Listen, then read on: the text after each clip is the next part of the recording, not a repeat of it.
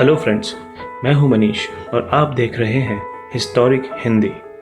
दोस्तों, आज हम बात करेंगे महान वैज्ञानिक अलेक्जेंडर ग्राहम बेल की। अलेक्जेंडर ग्राहम बेल का जन्म 3 मार्च 1847 को स्कॉटलैंड में हुआ था। अलेक्जेंडर ग्राहम बेल अपने टेलीफोन के आविष्कार के लिए काफ़ी प्रसिद्ध हैं।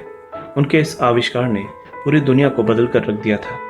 अलेक्जेंडर ग्राहम बेल की माँ और पत्नी दोनों बहरी थीं, जिस वजह से उन्हें ध्वनि विज्ञान यानी साइंस ऑफ साउंड में बहुत रुचि थी। बेल को पूरा यकीन था कि टेलीग्राफ तार के जरिए ध्वनि के सिग्नल भेजे जा सकते हैं, इसलिए उन्होंने इस पर शोध कार्य शुरू कर दिया। शोध कार्य के लिए उन्होंने अपने साथ एक सहायक थॉमस वॉटसन को रखा, जिसने टेलीफोन की खोज के लिए बेल की काफ़ी मदद की। 10 मार्च 1876 के दिन बेल अपने कमरे में और उनका सहायक वॉटसन ऊपरी मंजिल पर अपना काम कर रहे थे।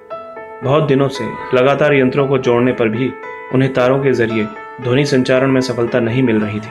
उस दिन पता नहीं तारों का कैसा संयोग बना, काम करते करते बेल की पेंट पर हल्का तेजाब गिर गया और उन्होंने वॉटसन को मदद के लिए पुकारा और वॉटसन ने उनकी आवाज़ को अपने पास रखे यंत्र से आते हुए सुना और उसके बाद की कहानी इतिहास बन गई।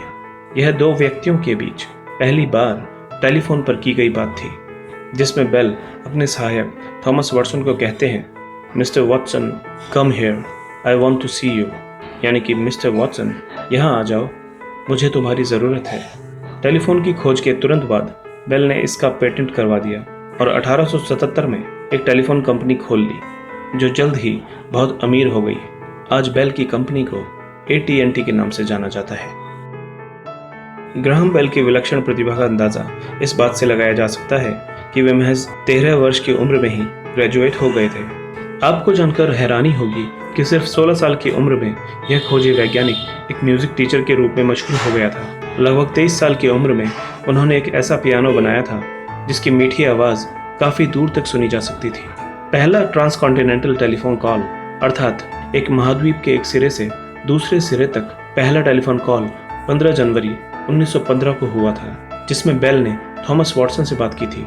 बेल उस समय अमेरिका के पूर्वी तट पर बसे न्यूयॉर्क सिटी में थे और थॉमस वॉटसन पश्चिमी तट पर बसे सैन फ्रांसिस्को शहर में थे। टेलीफोन की खोज के बाद बेल अपने कमरे में टेलीफोन को रखना पसंद नहीं करते थे, क्योंकि उनके अनुसार यह उनके काम में बार बार खलल डाल रहा था। बेल की मृत्यु अनीमिया बीमारी की वजह से हुई थी।